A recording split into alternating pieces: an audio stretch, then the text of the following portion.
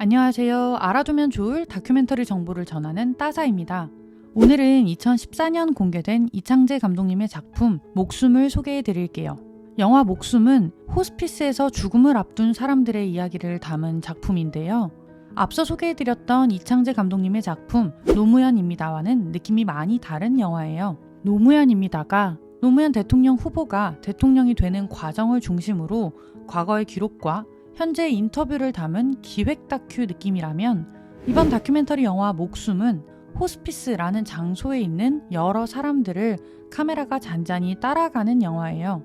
다큐멘터리 영화마다 감독의 의도와 기획이 확실하게 드러나는 작품이 있다면, 이처럼 대상을 가만히 바라보며 감독의 의도를 크게 드러내지 않는 작품들도 많죠. 다큐멘터리도 결국은 감독이 보여주고자 하는 것을 따라가는 영화이지만, 대상이나 주제에 접근하는 방식에 따라 영화의 흐름이나 느낌이 달라질 수 있어요.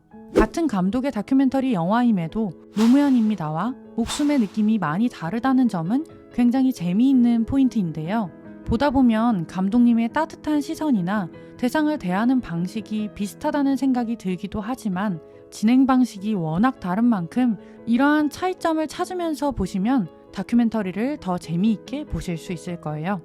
구독과 좋아요는 좋은 영상을 만드는데 큰 힘이 됩니다. 자, 그럼 오늘의 영화 목숨을 보자면, 영화는 호스피스 병동의 사람들을 비추고 있습니다. 여기서 호스피스란 말기 환자와 그 가족이 남은 삶을 평화롭고 의미 있게 보낼 수 있도록 돕는 의료 및 돌봄 서비스예요. 호스피스는 병의 완치보다는 증상 완화나 정서적, 영적 지지를 통해 환자와 가족의 고통을 줄이는 데 중점을 두고 있습니다.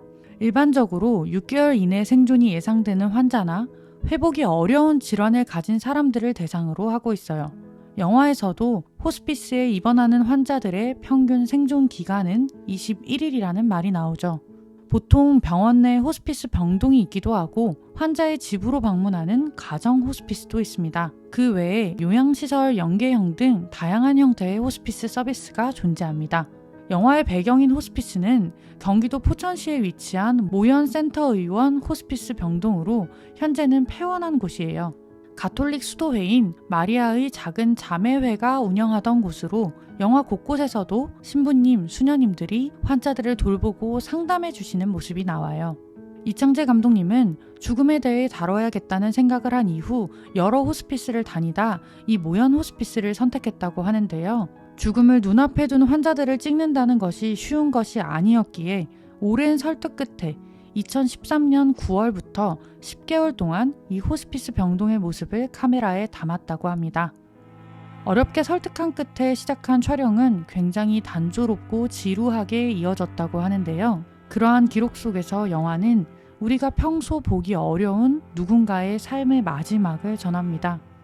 자신의 죽음을 받아들이고 마지막을 준비하는 사람, 가족의 죽음을 받아들여야 하는 사람, 그리고 호스피스에서 이들과 함께하는 사람.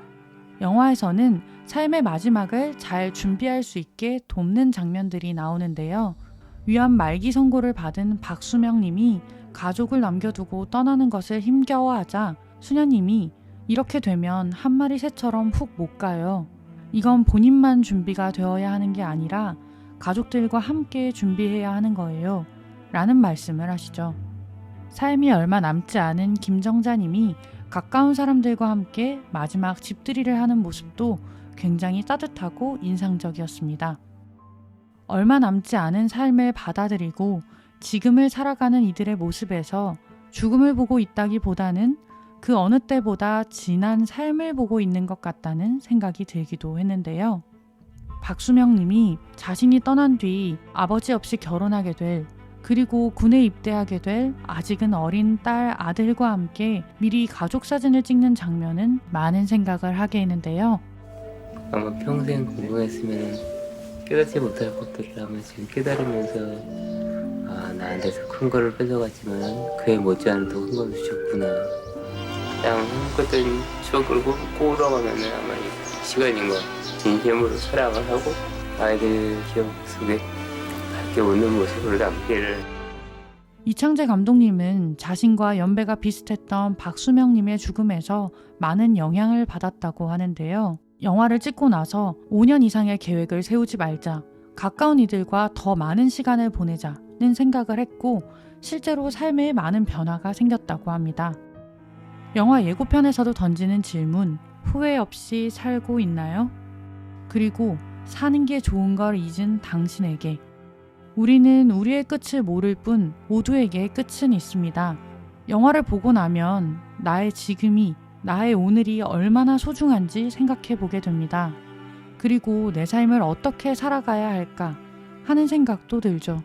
너무 당연한 오늘이어서 그냥 사라지는 대로 살아도 별로 상관없었던 지금이 나도 언젠가는 너무 간절해질지도 모르겠다는 생각이 또 들었습니다. 영화에는 천주교 사제를 준비 중인 신학생 정민영 님이 나오는데요.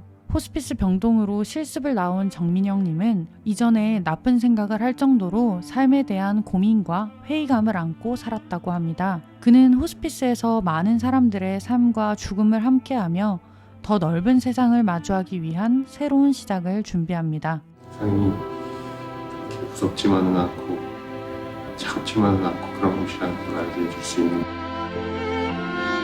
그 밑바닥부터 내가 뭘 할 수 있는지를 한번 찾아보고 싶어요. 사는 것이 너무 힘들어도 그 안에서 희망을 찾아갈 수 있음을 보여주는 인물이어서 마지막에 정민영 님이 세상에 대한 긍정적인 에너지를 가지고 떠나는 장면은 제 마음에 꽤 깊게 남았어요. 이창재 감독님이 처음에 촬영을 하기 위해 호스피스 환자분들을 설득할 때 이런 말을 했다고 하는데요. 뒤따라올 분들을 위한 지도를 만든다고 생각해달라.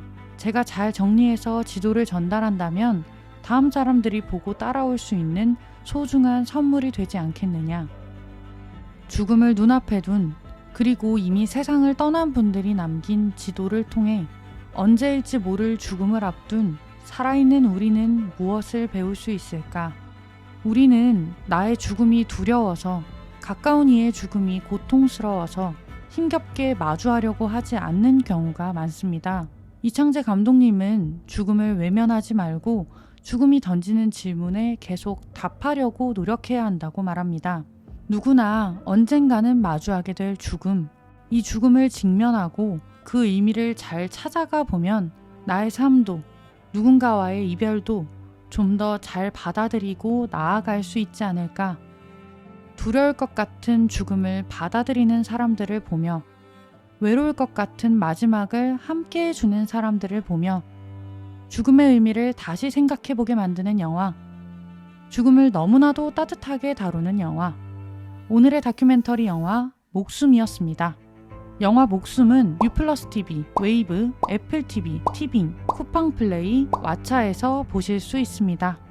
오늘의 영상이 도움이 되셨다면 좋아요와 구독을 부탁드립니다. 다음번에도 좋은 다큐, 흥미로운 인물들과 함께 돌아오겠습니다.